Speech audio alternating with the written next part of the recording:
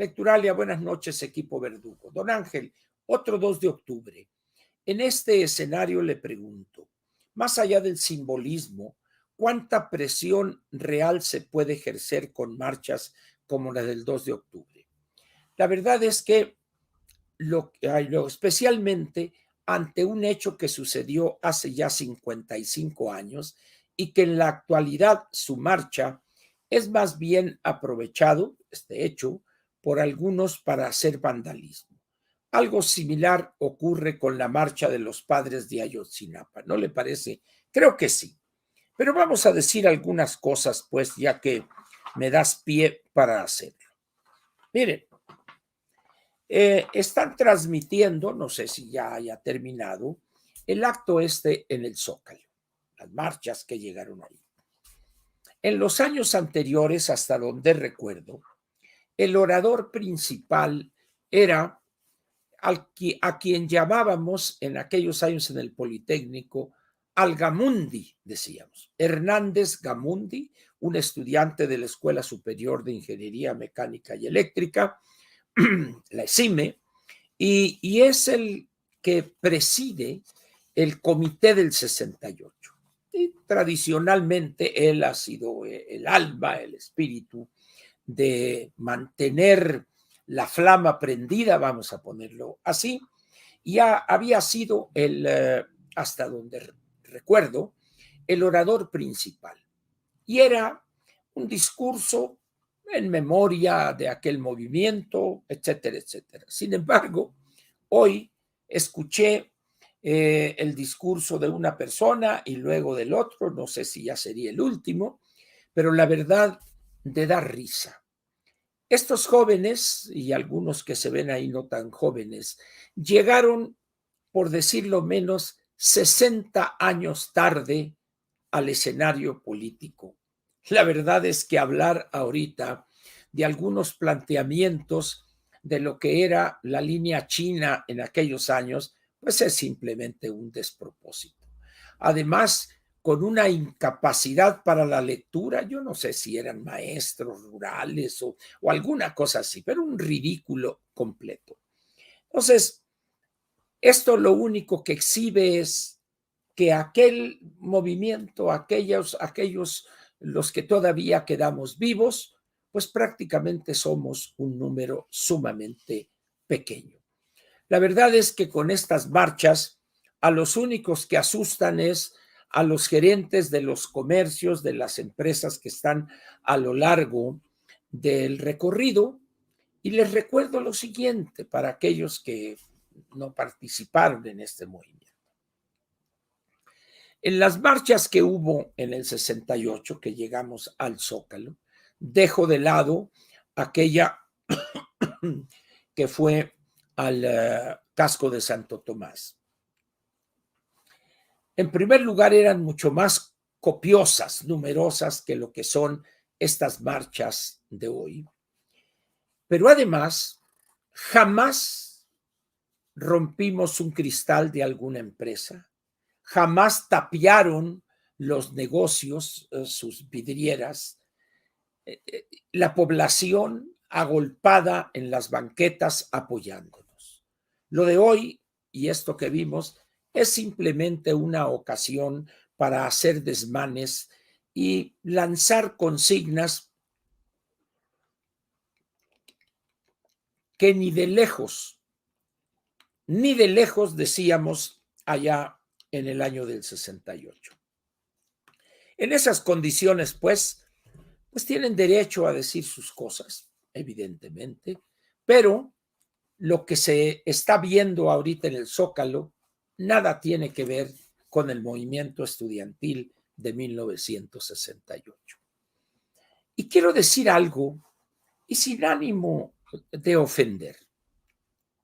Hoy estaba viendo, al revisar correos y el tweet, etcétera, Facebook, un video subido por el doctor Luis Pasos, donde habla él desde la posición ideológica que ha tenido toda su vida. Un hombre que, pues, para caracterizarlo de alguna manera, no comparto esa etiqueta, pero no tengo otra. No sé si decirle un demócrata, un liberal, pero ha sido catalogado desde siempre como una persona de derecha, en el buen sentido de la palabra. Entonces, dice él cosas que la verdad, vamos a poner, son inexactitudes.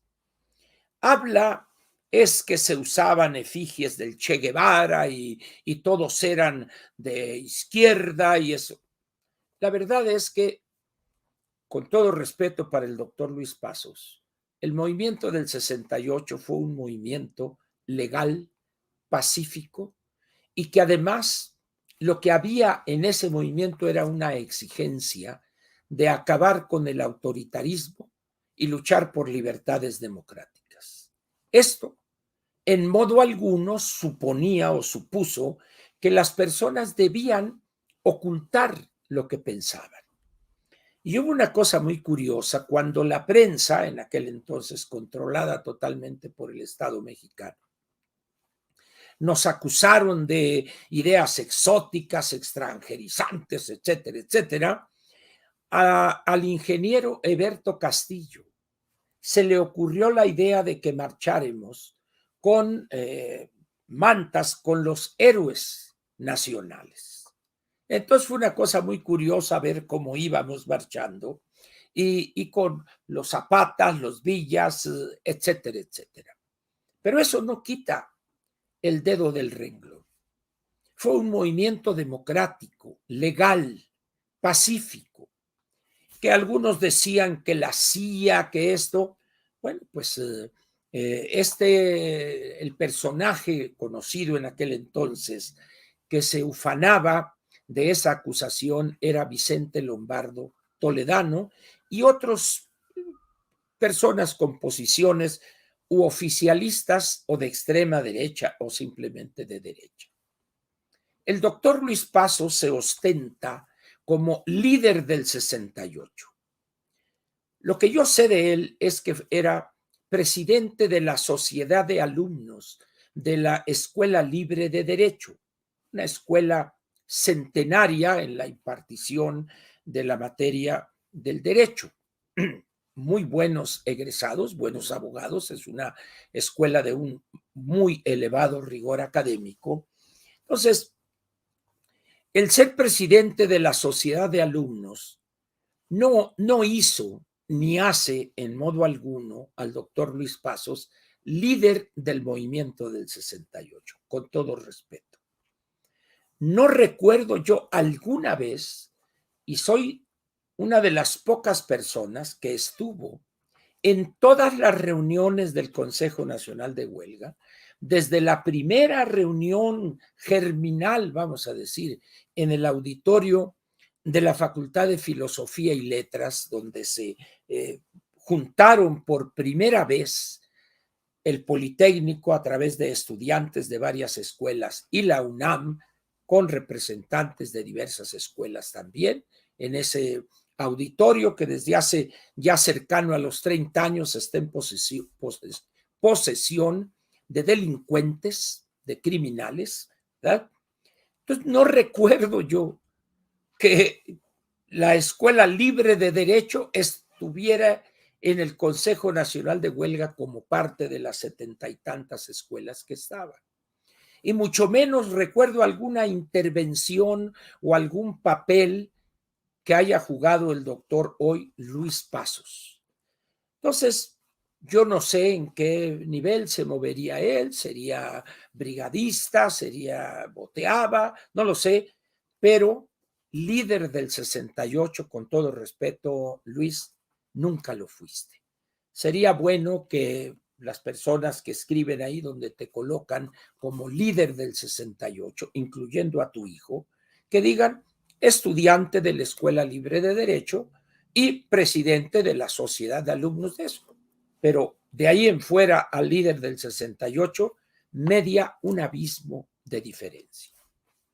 Por otra parte, el movimiento del 68 ha servido para muchos como un trampolín en algunos casos para obtener posiciones políticas de índole diversa, en otros casos para hacer una pequeña o gran fortuna, en algunos casos mediante la creación de empresas y en otros casos mediante la componenda con el poder político. Uno de estos últimos, sin que diga que tengo una gran fortuna, es quien hoy es lacayo, servil y abyecto del gobierno en turno, que es Pablo Gómez Álvarez. En aquel entonces, Pablo Gómez, hasta donde recuerdo, porque él estaba fuera de México cuando inició el movimiento estudiantil, nunca fue al Consejo Nacional de Huelga. ¿Por qué? Porque cuando él regresó de Moscú, donde estaba en aquel entonces estudiando, regresa y ya los 3 lugares que había de la Escuela de Economía en la mañana y los 3 lugares del turno vespertino o nocturno ya estaban ocupados. Y no era un hombre muy popular, Pablo, en ese entonces. Entonces, pero, en fin, de haber ido posiblemente, pero nunca jugó un papel relevante en el Consejo Nacional de Huelga.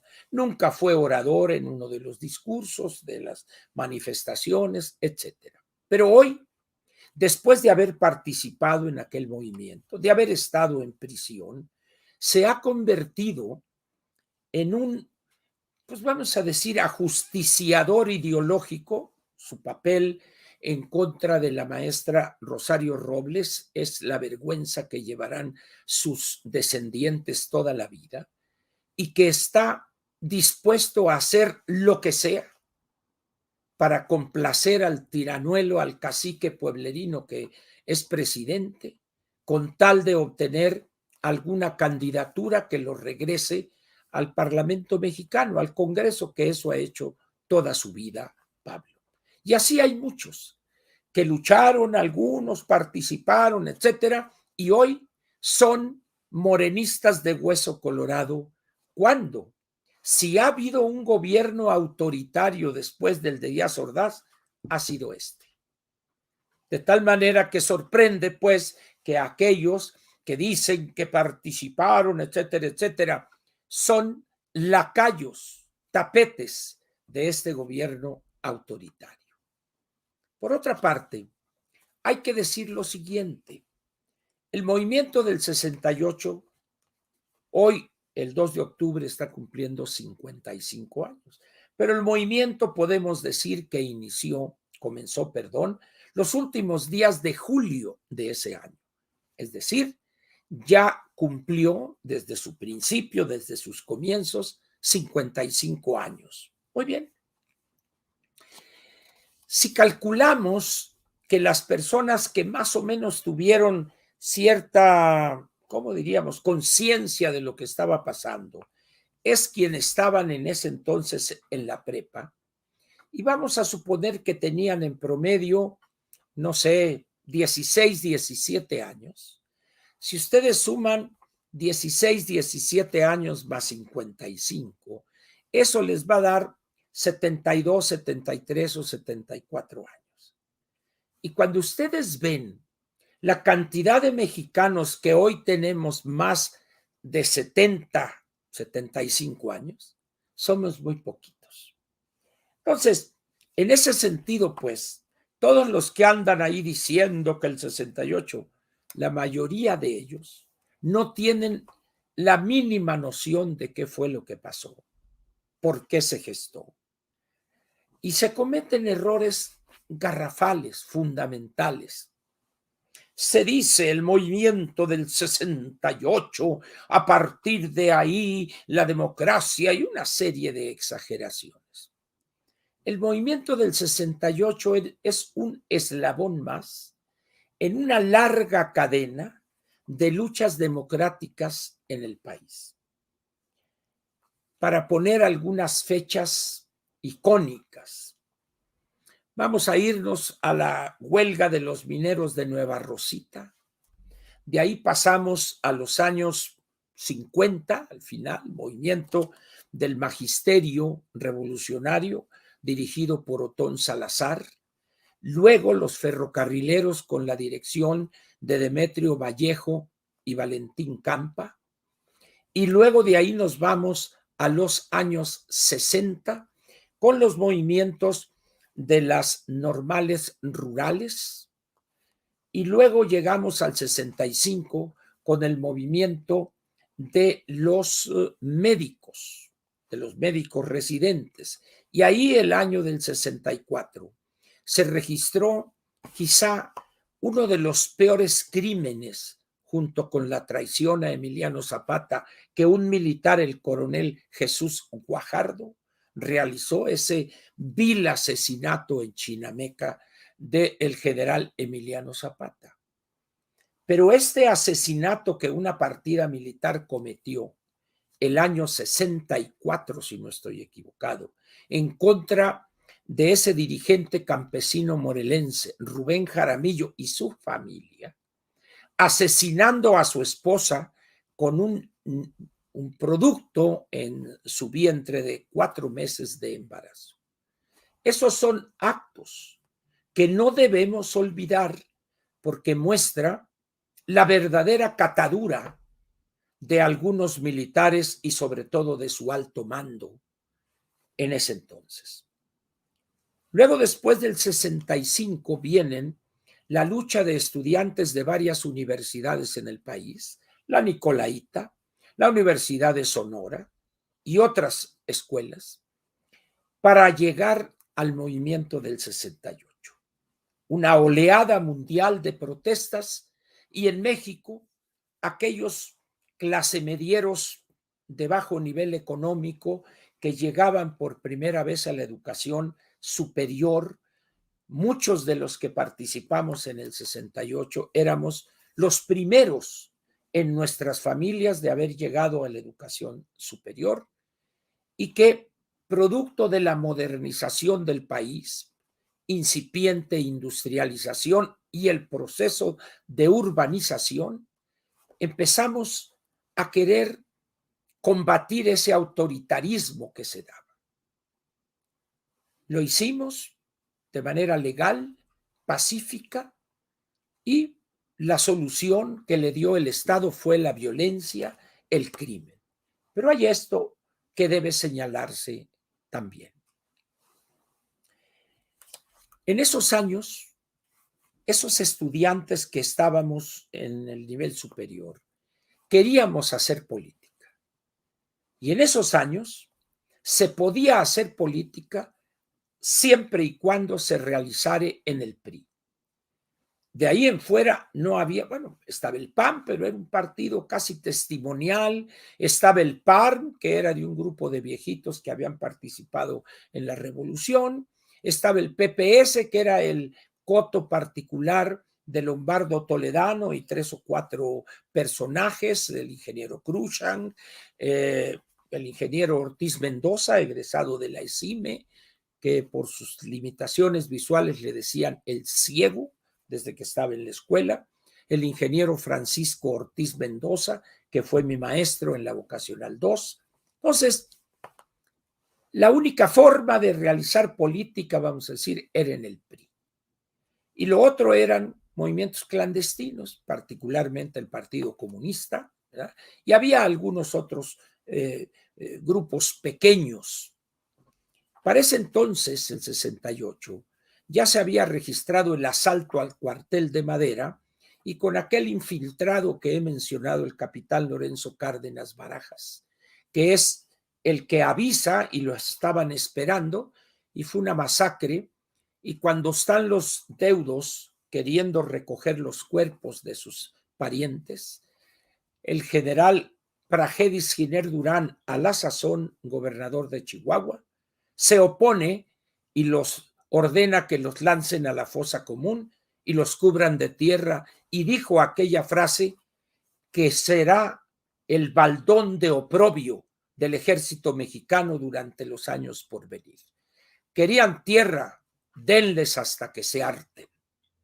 Para que vean ustedes que eso de que el ejército es pueblo uniformado, no lo dudo que algunos lo sean, pero también hay malos y pésimos elementos. Hoy, por ejemplo, el general secretario parece de aquellos soldaditos de Larín que se cubren de entorchados y todo, cuando en qué batallas habrá participado, pues ni la batalla por la vida, porque estudió en el colegio militar, egresado, y de ahí ha sido un burócrata en el ejército, pero ha sido un burócrata. En esas condiciones, pues, el movimiento del 68 es parte de una larga lucha por la democracia en México. De tal manera que decir es que el movimiento del 68 es una exageración, particularmente de aquellos que quieren aparentar, yo participé en el movimiento del 68 y acá, lo hacen para ensalzarse ellos mismos. La verdad, y eso no se atreven a decirlo, es que de 1968, después del 2 de octubre, hubo un impas, una retirada, y luego se vuelve a empezar a reactivar, pero ya más bien actos pequeños, y las negociaciones o las pláticas con don Andrés Caso y don Jorge de la Vega Domínguez, y ahí vino ya la desbandada, regresan las escuelas a clases, etcétera. A partir de ahí, y es algo que me da mucha risa y cada vez que lo digo, me da más, porque durante el 68 particularmente algunos compañeros del Politécnico, específicamente de la Escuela Superior de Economía, eran los más radicales. Había una familia de los hermanos García, el Efraín, su hermana La Chófora, que era estudiante de la vocacional 7, si no estoy equivocado, los hermanos González Guardado y jóvenes así, que eran los radicales. Y terminando, Ángel, nos vamos a ir a la sierra con Lucio y por aquí, por allá y lo demás allá. Pues resulta que terminó el 68 y no se fueron. Entonces, cuando yo me los he encontrado, les decía, después de que yo salí de Lecumberri y ya trabajaba y todo, etcétera, entonces le decía, oye, le digo, tal parece que el único pendejo fui yo, ¿verdad? Porque yo sí dejé absolutamente todo así. Y me fui a estudiar a China un año, regresé, me fui a la Sierra de Durango, Chihuahua, a organizar campesinos, etcétera, hasta que me capturan 4 años después. Y el presidente Echeverría, muy democrático, muy acá, tuvo a bien tenerme en Lecumberri prácticamente 4 años y salí libre el 24 de marzo del 76. No me he dedicado yo a vivir del mito del 68, sería un absurdo. Y sí he dicho cada vez que hay ocasión de que deberíamos hacer un ejercicio autocrítico. Yo lo he hecho. Mis años en Lecumberri me permitieron analizar los errores que cometí siendo dirigente de física y matemáticas de la Escuela Superior, habiendo participado en el Consejo Nacional de Huelga y en el Comité Coordinador, que así se llamaba. Entonces, pero nadie se atreve a decir que cometimos errores, que incluso llevaron quizá a muchos a la muerte o a ser golpeados innecesariamente.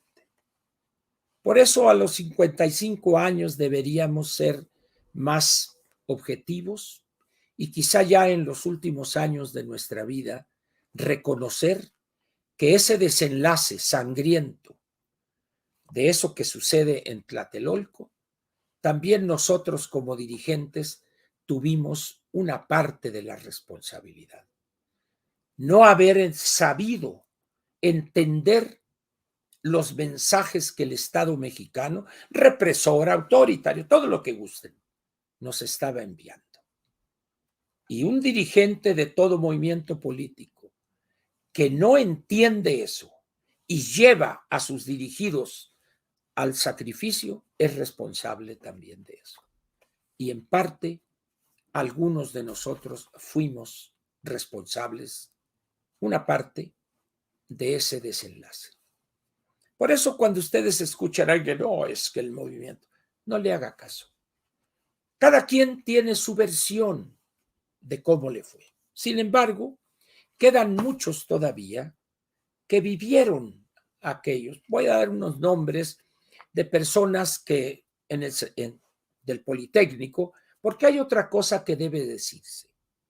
La participación de los estudiantes de la UNAM, si ustedes me piden que la ponga en números, yo diría que el esfuerzo del Politécnico fue alrededor del 70%, 75%, y la universidad, en el mejor de los casos, el 25%.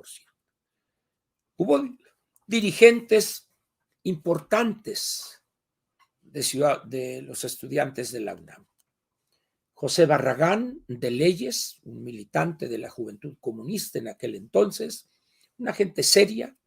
Marcelino Perelló, sin duda, que en paz descanse. ¿Quién más estaba? Mario Núñez, de Ciencias Políticas. Raúl Moreno Wonche, de Medicina, ya fallecido. Estaba la Marcia, de Odontología. Y déjenme ver, estaba Guillermo Fernández, de Economía, y algunos otros. Perdón por la memoria, ya hace muchos años, y estaba también de manera destacada Gilberto Guevara, de la Facultad de Ciencias. Y con su sosteniente, le decía yo, Alpino Salvador Martínez de la Roca, que tengo entendido que hoy tiene quebrantada la salud, y me han dicho algunas personas que lo conocieron y lo conocen hoy, que tiene algún problema de adicción al alcohol. No sé si esto sea cierto. Yo me lo encontré en la Cámara de Diputados. Él era diputado federal, yo un simple asesor ahí, y ahí pude atestiguar que efectivamente tenía una inclinación al alcohol sumamente pronunciada. Pero en fin.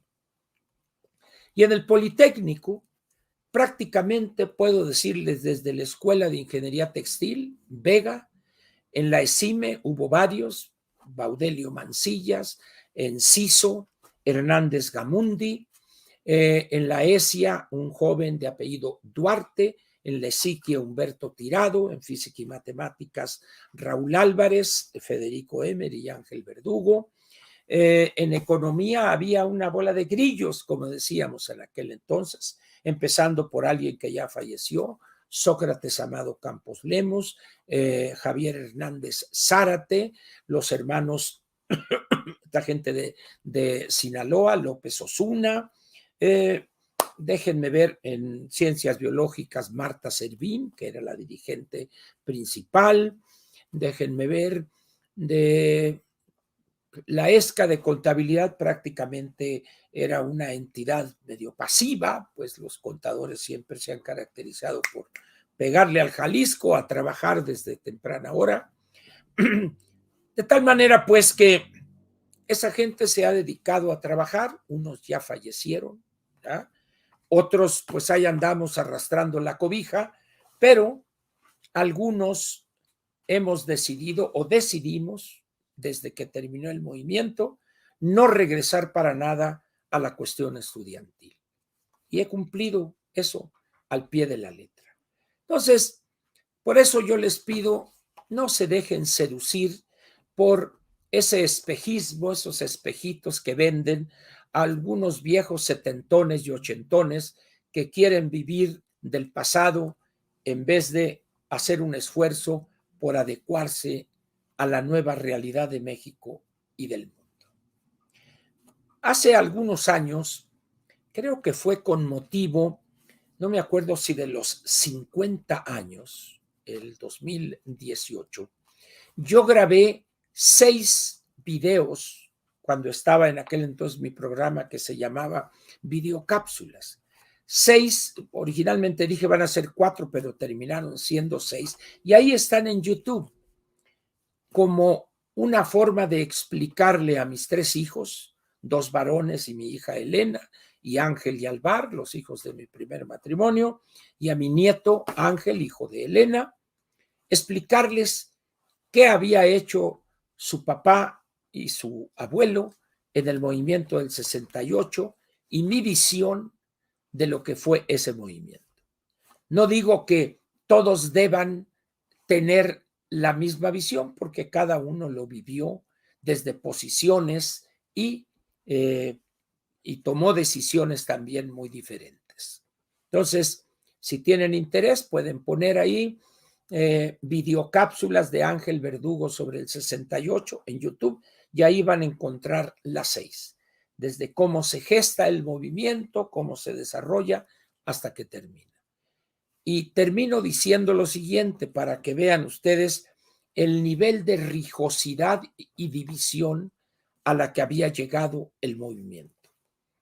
En aquella ceremonia, en aquel meeting en la Plaza Roja en Zacatenco, donde se dio a conocer un manifiesto a la nación, ahí estuvimos a punto de agarrarnos a balazos las dos facciones en que se había dividido el movimiento del 68.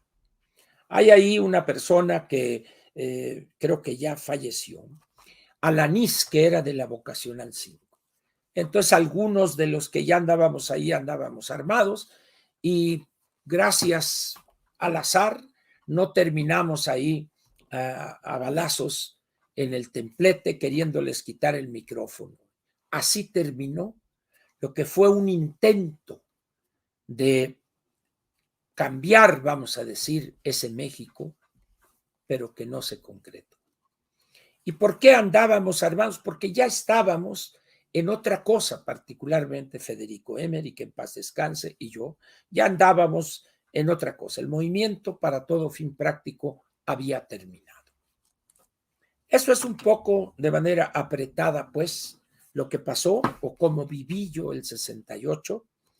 La cárcel, al llegar a Lecumberri en el 20 de mayo del 72, me permitió pensar, repensar lo que había sido para mí ese movimiento. Y la primera decisión, entre otras, que tomé es: aquello ya pasó. Es historia, me sirvió mucho, me ayudó a madurar en algunas cosas y a seguirle.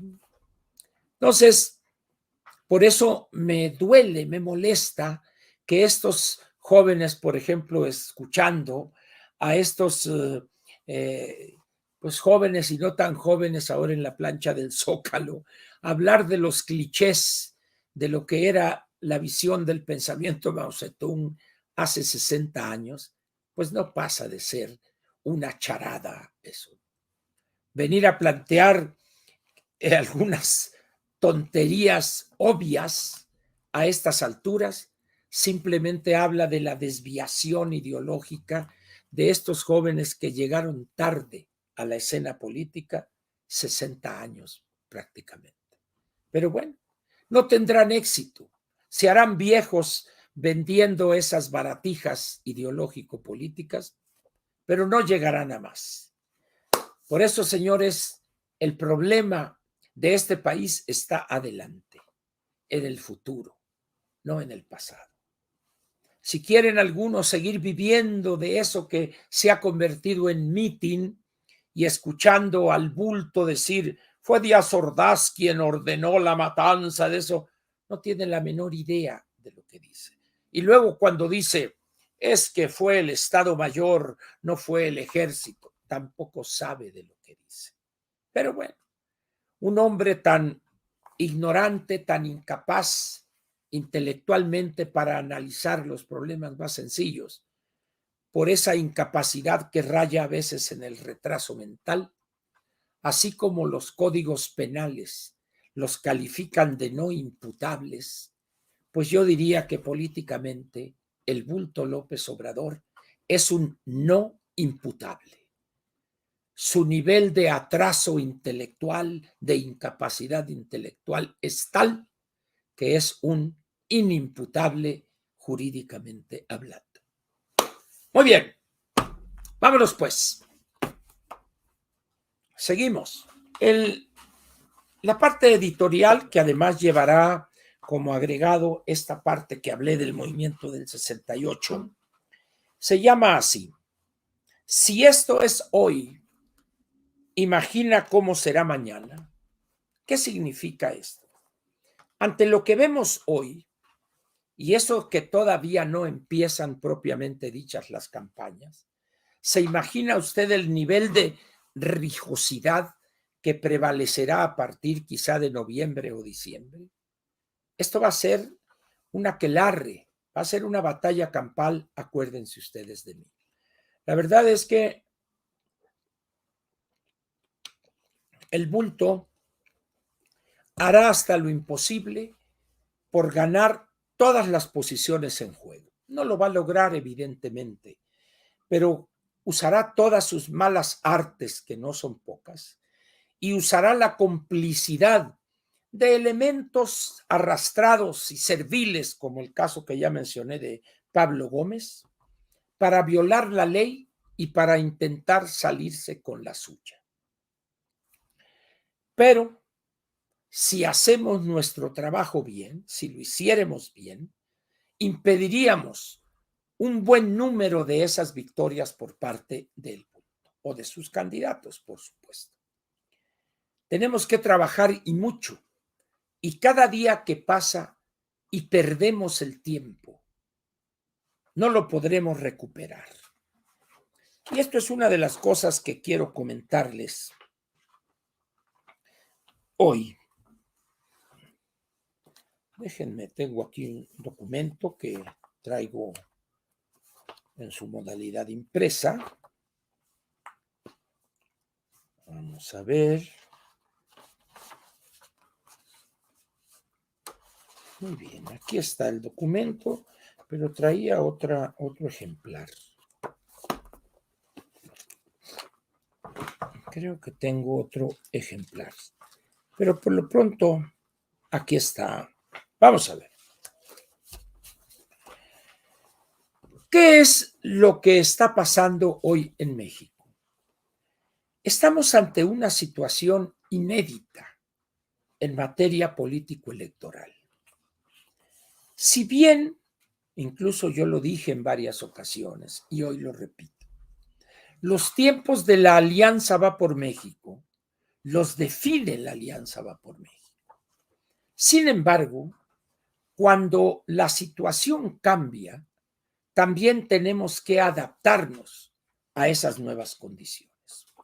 Hoy, los adversarios, en este caso Morena y los suyos, están trabajando de una manera acelerada para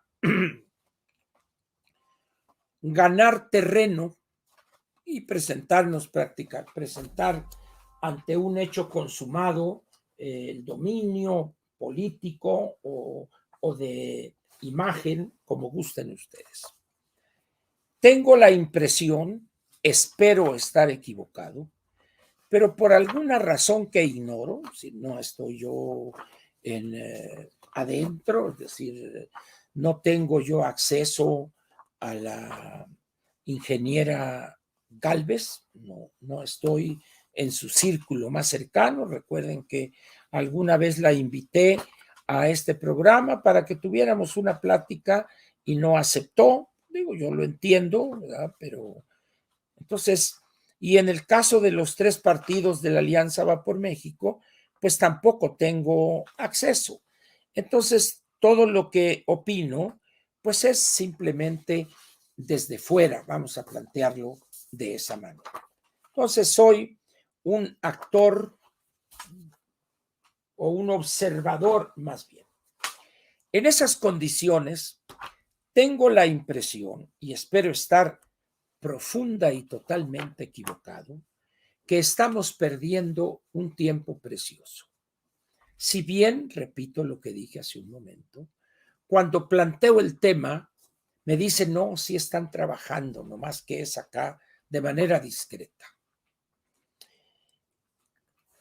No me convence mucho esa explicación. Tengo pues la impresión de que tanto el PRI como el PAN, no me interesa lo que esté haciendo allá, juntos haremos historia o como sea, no, esa es su bronca, ya sabemos qué están haciendo. Pero del lado nuestro, siento que algo está faltando. Primeramente, no veo una estructura de campaña sólida, bien pensada y mucho mejor armada. Alguien ha dado la explicación, no recuerdo quién la dio, pero la comento. Bueno, dice, es que los partidos no aparecen, ¿sí?, para que no se vea que quieren dominar, sino que aparezca la ingeniera Xóchitl Gálvez para dar la imagen de cuestión ciudadana, independiente, etcétera. No lo dudo. Sin embargo, los partidos es imposible hacerlos a un lado. ¿Por qué? En toda democracia, los partidos son el pilar fundamental. No hay sucedáneo, no hay sustituto de los partidos políticos. Su estructura, su disciplina, su capacidad organizativa, sus cuadros, la experiencia acumulada, es un pleonasmo porque experiencia es algo que se ha vivido, está acumulado ahí, pero bueno, es una expresión. Y no aparecen por lado alguno. El tiempo está encima y mientras juntos harán historia, dicen ellos, lo único que harán será el ridículo y destrozarán el país. Ya lo han destrozado. Están ya en la etapa de nominar, no a candidatos, porque esta hipocresía nuestra para violar la ley, pero sin que violemos la ley, ya se barajan nombres en los 9, son 8 estados y la Ciudad de México, donde habrá elecciones para gobernador.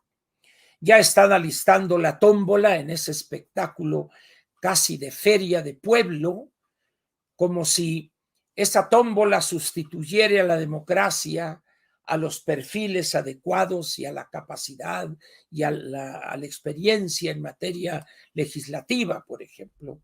Así está Morena. Y nosotros, pues no se sabe, por ejemplo, quién va a ser el candidato o el coordinador del Frente Amplio por México aquí en la Ciudad de México. Hay un señor, creo que es Taboada, que hoy es el alcalde de la alcaldía Benito Juárez, pero no se ha asomado por ahí alguien más. Creo que apareció esta señora o esta dama que es la alcaldesa con licencia de la alcaldía Cuauhtémoc. Y bravera como es, se atrevió a subir un Twitter ayer u hoy, donde dice, si me quieren hacer a un lado, esto se acaba, como diciendo, a ver, ni le pegan a un manco ni van lejos por la respuesta. Por el simple hecho de lanzar esa bravata, la pinta de cuerpo entero. Yo no sé qué partido o qué alianza de partidos estaría dispuesta esa alianza a proponer o a plantear como candidata a una persona que se expresa de esa manera. O me ponen a mí o se los lleva, ya saben qué. Dice uno, bueno, pues o esta señora no tiene idea de lo que es la política, o simplemente, pues es una, así como suelo decir, braveros de cantina, pues diría así también es una bravera de centro nocturno. ¿Ah? Entonces sería el señor Taboada y ella, dice uno, qué desgracia, pues que no haya más perfiles, más personas. Cuando allá en la acera de enfrente, pues creo que ahorita hay como 25 aspirantes o suspirantes o que la quieren, pero creo que está el señor García Harfuch, está la Juanita Brugada de Iztapalapa y no sé quiénes los que se junten en la semana, pero de este lado pues no hay, no se sabe. No dudo que los seguidores de la Alianza Va por México pues estén interesados en conocer perfiles, quién sabe qué estén haciendo los partidos, particularmente el PRI y el PAN. Recuerdo que se mencionó en un momento al señor Cházaro, que es diputado federal del PRD y manifestó su interés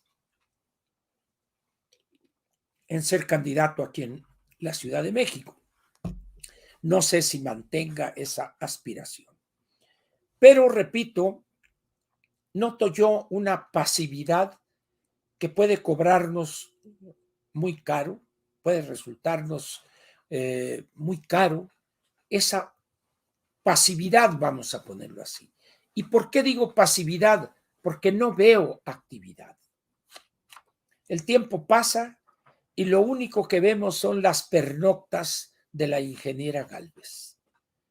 Con todo respeto, ingeniera, entiendo el lado emocional, emotivo, de pernoctar en la casa de una familia de clase media, media baja, media, y sí, con la señora, y aquí estamos con don Juan, y nos echamos esto, y que fuimos acá, pero con todo respeto, así no se gana una elección presidencial.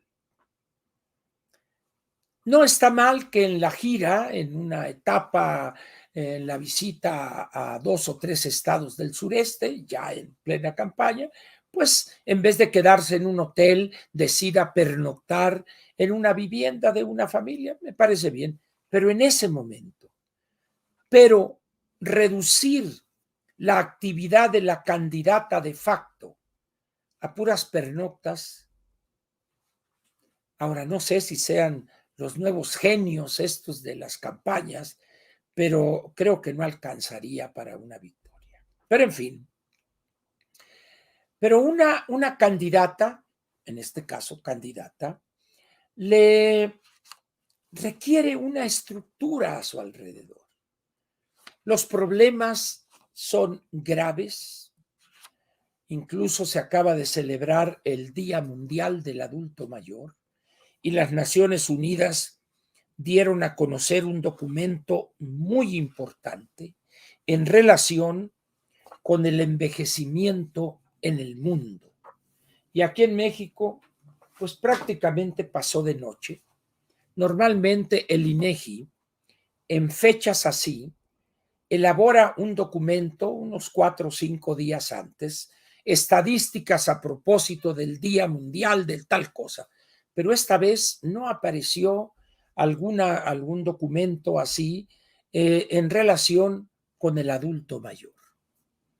El envejecimiento demográfico es, si es que puede utilizarse esta expresión, es el problema que nos iguala a todos los países del mundo. El envejecimiento es el gran problema de prácticamente todos los países. Y aquí en México, ¿no? ¿Qué piensa la ingeniera Gálvez de ese problema? No lo sé. No dijo nada ahora que se celebró este 1 de octubre, el Día Mundial del Adulto Mayor. Su impacto en las finanzas públicas es evidente y no hemos escuchado una sola palabra de ella, pero tampoco de algunos de los que lo rodean, vamos a decir. Nos dijo que se unía a ella la licenciada Margarita Zavala y la licenciada Josefina Vázquez Mota, 2 damas respetables, decentes, pero en el caso de la licenciada Vázquez Mota yo vi un video que ella misma subió a Twitter, donde habla de una enfermedad delicada, por no decir grave, que ha minado su salud. Se está medicando, está bajo control, pero no veo yo que pudiera ser alguien por esa condición física que aguantare una campaña.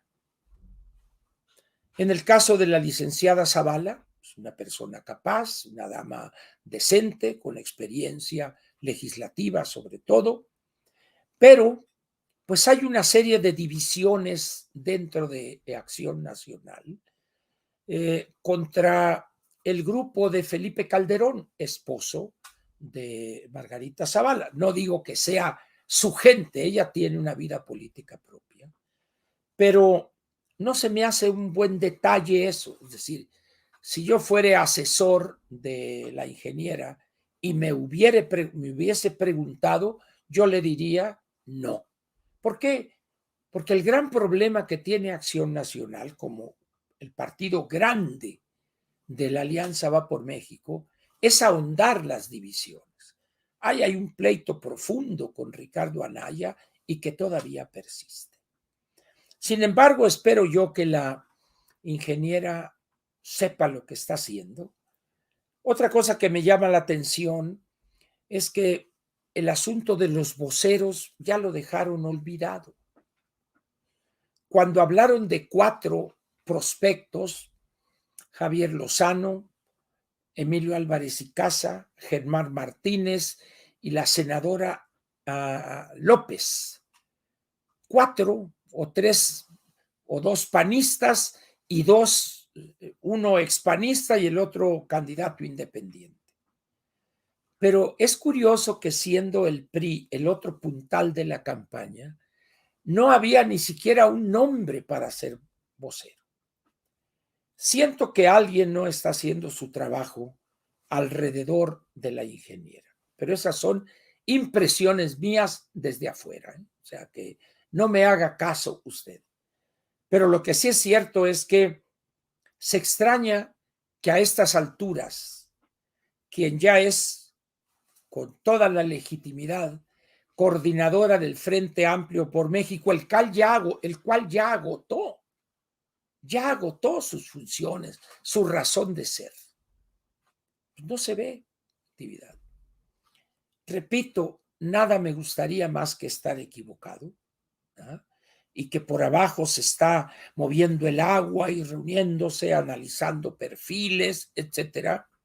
Pero bueno, normalmente los que estamos afuera no participamos de ese tipo de información, pero yo veo que los problemas se agravan, que los problemas graves empiezan a aflorar y no hay de parte de la ingeniera un posicionamiento al respecto. Y eso le deja el campo libre al oficialismo. Y eso es muy peligroso. Pero en fin, espero que sepan lo que están haciendo, si es que estuviesen haciendo algo. ¿Qué más podría decir yo respecto a eso? El país, en términos generales, o los ciudadanos, por así decirlo, tienen hoy una gran desventaja, al menos los que no comulgan con esta serie de tonterías y ocurrencias de López Obrador. Porque este hombre tiene, además del poder del Estado, tiene recursos ilimitados, tiene la decisión de utilizarlos para tratar de aplastar a la oposición. Era para que estuviésemos preparándonos, para que los partidos estuvieran fortaleciendo su estructura, trabajando con sus comités, no sé, el PAN como los llame, pero en el caso del PRI son comités seccionales, municipales y el comité estatal. Y sí, se han hecho algunas reuniones que vienen los dirigentes, pero la base de la estructura no aparece por lado alguno. Y con ese motivo, quiero recomendarles un excelente trabajo que apareció en la página de la revista Letras Libres. Ya lo recomendé en la mañanera y hoy lo vuelvo a hacer aquí en la plática. Se llama La remodelación del sistema de partidos. Este es un gran trabajo de un estudioso, un sonorense además, lo cual me siento orgulloso por eso, que un paisano haya escrito un trabajo como este. Raudel Ávila Solís, La remodelación del sistema de partidos. La disección casi quirúrgica que hace de la situación de los partidos políticos del México de hoy es demoledora. Demoledora, así. Vale la pena que usted lea este documento. Y si lo hace, se va a asustar de la realidad que aquí con maestría y claridad describe Raudel. Y este trabajo, combínelo por favor con otro que escribió un muy buen amigo, Luis M. Farías Mackey, sobre también el momento político por el cual atraviesa el país. Él tiene su propia página y vale la pena que busque ese documento. Yo lo subí hoy en mi Twitter. Ahí está la liga incluso para que nomás le aplaste ahí y ya lo deriven ahí a ese documento. Leyendo el documento este de Raudel y el documento de Luis M. Farías, va a tener usted un panorama general de una gran solidez respecto a la situación de todos los partidos políticos sin excepción alguna. Y por esas razones que me encuentro verdaderamente preocupado. Regreso un poco por este documento que leí hoy con mucha atención. Es de la autoría de una persona a la que admiro y respeto, un gran economista, Sergio Negrete, en el periódico El Heraldo de Puebla, que se llama El 2 de octubre que quebró a México. Un documento interesante, pero no estoy de acuerdo con la tesis central de este documento. El 2 de octubre que quebró a México, dando a entender que México es uno antes del 2 de octubre y otro después del 2 de octubre. Eso no es cierto. La realidad no es esa. Me explico. Cuando termina el movimiento estudiantil y regresan las escuelas a clases a partir de enero del 69, se da un fenómeno muy curioso. Recordemos que el movimiento prácticamente terminó en una gran derrota, pero más que por lo del 2 de octubre, por una errónea comprensión o por una narrativa equivocada nuestra. Esto no se cansó en vida Marcelino Perelló de decirlo, y tenía toda la razón. Cuando decía, es un error encasillar el movimiento a un día, el 2 de octubre. El movimiento duró prácticamente 4 meses.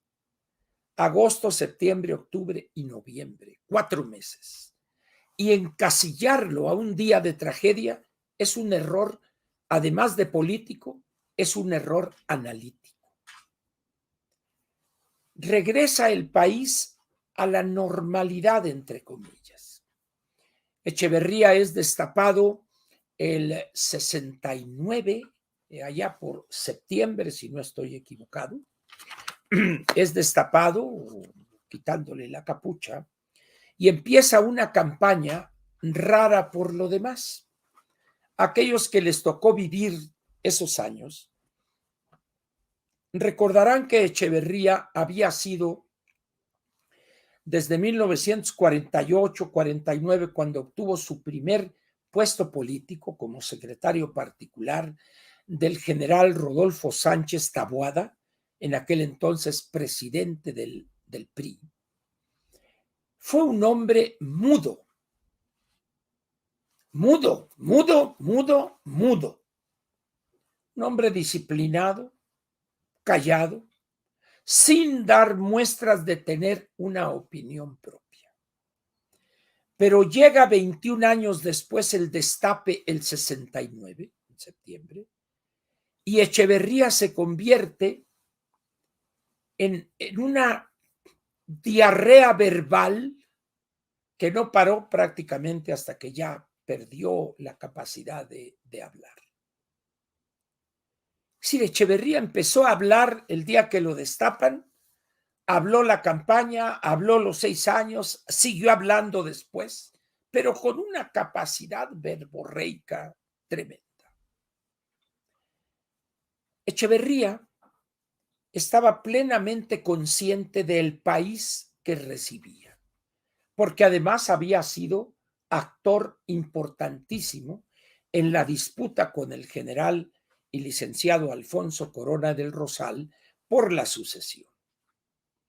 Echeverría hizo creer al presidente entonces, Gustavo Díaz Ordaz, de que él era el leal, que él iba a defenderlo, cubrirle las espaldas. Pero al poco tiempo de iniciada la campaña, después de aquel minuto de silencio en Morelia, Michoacán, en la sede de la Universidad Nicolaita, el ejército protestó ante el presidente Díaz Ordaz y este le ordena a Martínez Domínguez, a don Alconso, todavía no era Alconso, eso fue en junio del 71, que se acuartelara, porque hubo la posibilidad, la eventualidad que se analizó de bajarlo de la candidatura. Se llegó a la conclusión de que habría sido peor hacerlo y se dejó correr la campaña con algún ajuste ahí en esa esa incontinencia verbal de Echeverría. Pero dicen los que lo conocieron que todos los días al levantarse, el presidente Díaz Ordaz, al verse en el espejo, se decía a sí mismo, pendejo, decía, al verse en el espejo, eres un pendejo, decía, por esa designación. Si bien había un contendiente que era el licenciado Emilio Martínez Manatú, secretario de la presidencia, pero nomás no aguantó el ritmo y los dos finalistas fueron Corona del Rosal y Luis Echeverría. Muy bien. Echeverría habló y llega a su gobierno. Y muy hábilmente utilizó el recurso que tenía el Estado mexicano en aquellos años, el gasto público. Y les dio dinero a las universidades, que fue un contento. Multiplicó por 4 el presupuesto de la UNAM, becas, como dirían en mi tierra, a lo baboso, salidas al extranjero, premios, etc. ¿Y saben ustedes qué sucedió?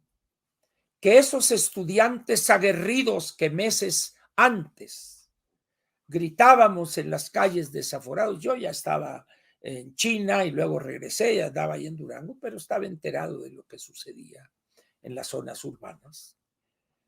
Regresaron a terminar sus carreras, a buscar un posgrado, etcétera, y a trabajar profesionalmente. Y el país se pacifica. Y lo único que, vamos a decir, le quitaba el sueño a Echeverría eran los grupos guerrilleros, pequeños, sin presencia, sin fuerza, sin la fuerza social que tienen hoy la delincuencia organizada, por ejemplo. Armamento, unas carabinas M1, algunos mosquetones por allá, alejados de las ciudades, de las fuentes de abastecimiento, y con la obligación de tener que hacer secuestros, asaltos bancarios, etcétera, para poder sobrevivir. Y eso duró de 1968, diciembre, durante 20 años. Durante los siguientes 20 años, puedo decir que prácticamente, excepción de estos brotes guerrilleros y que un secuestro, que un avión que se va a Cuba, etcétera, pero de aquellos estudiantes que salieron a las calles, nada, nada y nada. Se legalizó el Partido Comunista y empezaron las disputas por las diputaciones, etcétera, etcétera. Es cuando llega aquel personaje mesiánico también, caciquil de Cuauhtémoc Cárdenas, que cuando sabe que no lo van a hacer candidato a la presidencia, rompe los platos, voltea la mesa y se va junto con un grupo de iguales de ambiciosos que él. Y fundaron esa corriente democrática ahí, dicen ellos, pero de democracia no tenían nada. Cuauhtémoc, que es un cacique, porque así fue educado. ¿Ah? Ahí es al final o cuando se dan las elecciones y el fraude aquel donde Bartlett fue actor principal, haya habido fraude o no, se cayó el sistema o no, como gusten, ¿verdad? Pero en esos 20 años nada pasó.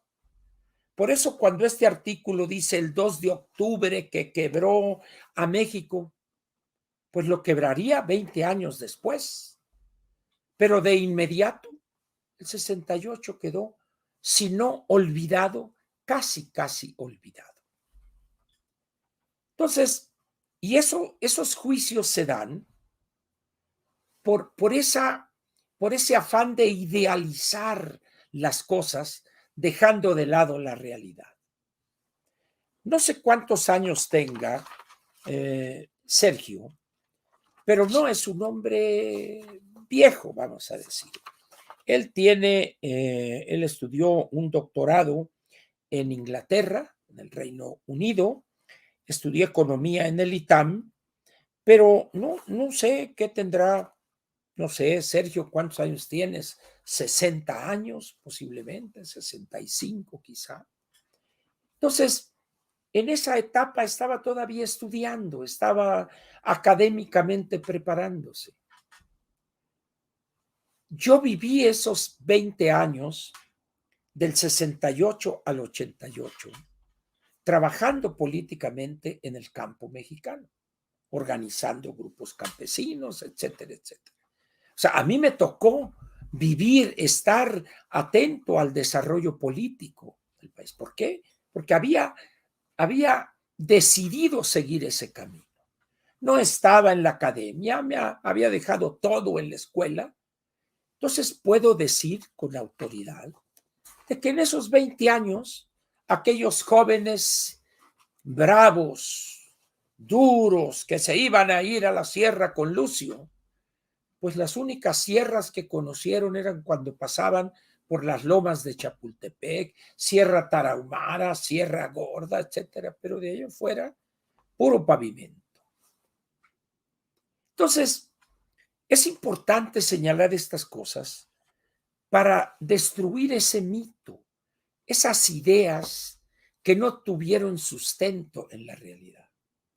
El país empieza a moverse políticamente una vez que se rebasó el recuerdo de aquella derrota del 2 de octubre del 68. Y cuando Cárdenas pierde la presidencia de la República, ahí empieza a legitimarse la vía democrática para llegar al poder, para llegar al gobierno. Y ya quedó desacreditada totalmente la vía violenta, la guerrilla, etcétera, etcétera, etcétera. Ahí es 20 años después donde empieza la vida democrática del país. Ahí. Pero esos 20 años, hay que decirlo, hubo una inmovilidad política. Echeverría y López Portillo utilizaron el gasto público y luego vinieron las crisis de la docena trágica, por supuesto, pero pacificaron al país. Pacificaron al país, se disparó la inflación, vino la caída del modelo económico, etcétera, etcétera. Tuvimos que abrir la economía, pero el país se pacificó. Que pagamos un precio muy alto, es cierto, sin duda alguna. Pero el objetivo de Echeverría era ese, dejar aquella estela de violencia, de crimen, de esa represión del 68 y entramos a la etapa democrática. Incipiente en un principio, pero la etapa democrática, el juego de partidos. En esas condiciones, pues, hay que ver el 68, no como el que genera eso, no, fue el eslabón de esa larga cadena que todavía continúa. Vean ustedes los ataques a la democracia por parte de este gobierno autocrático que tenemos. Si la lucha democrática en México todavía no termina. Y después del 68 se han seguido dando luchas importantes, la defensa del INE, la defensa y apoyo a la Suprema Corte, etcétera. Pero ya no es la glorificación de la vía armada, ya es la vigencia de la democracia. Elecciones transparentes, justas, legales, pacíficas, legítimas, etcétera. En esas condiciones, pues, vale la pena aprovechar este 55 aniversario para bajarle 3 rayitas a ese gran mito que muchos, no es el caso de Sergio, él es un analista serio, sino una serie de oportunistas que algunos ya fallecieron, pero esto lo dije desde que estaban vivos. ¿Ah? Entonces, es importante que entendamos qué etapa estamos viviendo. Es la etapa de una democracia incipiente que no la hemos logrado que cuaje todavía. Es frágil, es débil todavía. Y las fuerzas que se oponen a que se consolide son muy fuertes porque están ancladas en la historia de este país. Y el mejor representante de eso es el bulto López Obrador y una serie de tránsfugas de la izquierda como Pablo Gómez. Y una serie de pseudo y falsos izquierdistas que ahí van en tropel para ver qué pepenan. Y quiero terminar estos comentarios en relación con esto. Con esto que sucedió hace unos 3, 4 días en Puebla, una reunión de no sé qué comité del Grupo Puebla. Y empiezan ahí se reúne la señora que apoya a los de izquierda y dictadorzuelos. Señores, seamos otra vez objetivos. Ni el grupo de Sao Paulo representó en su momento una amenaza real, y mucho menos hoy ese grupúsculo Puebla tampoco. Que vaya la anticientífica, que vaya y grite y que aparezca, eso no tiene influencia alguna. Yo les pediría que me den un solo nombre de país en América del Sur que haya llegado al gobierno con el apoyo del grupo de Sao Paulo. Ninguno. Ninguno, señores. Esos grupos artificiales porque no respondían a las necesidades de las masas brasileñas. Era los grandes cantidades de recursos que estaba recibiendo Brasil en esos años y que Lula usando de manera irresponsable esos recursos que debían haber sido utilizados en infraestructura para modernizar la economía brasileña, eran tirados al caño invitando a miles y miles de gorrones a cuerpo de rey. Ahí están. Vean ustedes cómo está Brasil ahorita. Y Puebla, nos dice uno, el grupo Puebla aquí. Es decir, creamos fantasmas, nosotros los inventamos y luego nos asustamos con ellos. Seamos objetivos, hombre. El mundo ya entró en la etapa de las vías democráticas. Esos grupos, el de Puebla, el de eso, ya, por favor. Es como los que ven conjuras masónicas a estas alturas. Si estuviéramos allá en el siglo XIV, XV, allá, pues quizá todavía. Pero en el siglo XXI, tercer decenio, que hablen de la conjura masónica, esos que ven comunistas y que esto, por favor, señores, ya maduren, actualícense. Simplemente, si dudan de lo que estoy diciendo, vayan a la Federación Rusa en estos momentos, vayan a China Popular, vayan a Vietnam, vayan para que vean ¿Cuál es la realidad de esos países que fueron en su momento las ciudadelas de las luchas, teniendo como base el marxismo-leninismo para hacer la revolución proletaria mundial? De eso ya no queda ni recuerdo, señores. Actualícense, por favor. El problema es hoy la lucha de la democracia en contra, diríamos en México, del caciquismo político, que todavía tiene una gran base social, porque así fueron formados decenas de millones de mexicanos desde el sexenio de ese gran demagogo y manipulador político que fue Lázaro Cárdenas del Río.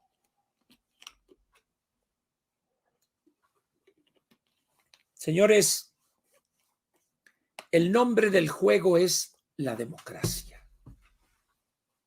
No le busquen. Hay que ir al ciudadano, hay que convencerlo, hay que darle argumentos de por qué debe de votar en contra de Morena y de sus contrapaches del Partido del Trabajo y el Verde. Y la crisis de los partidos políticos, por eso les recomiendo el trabajo excelente de mi paisano, la remodelación del sistema de partidos, de Raudel Ávila Solís.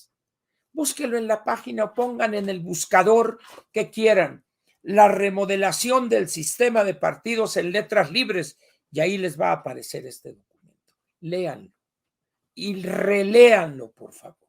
Y luego observen a los 7 partidos y van a decir, chin, a esos partidos hay que reformarlos, hay que modernizarlos, pero la única forma es participando ahí.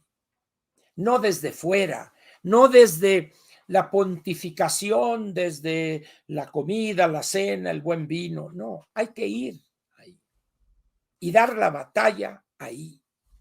De otra manera, nada va a pasar. Aquí termina la sección editorial de Platica con Ángel, correspondiente al lunes 2 de octubre del año 2023.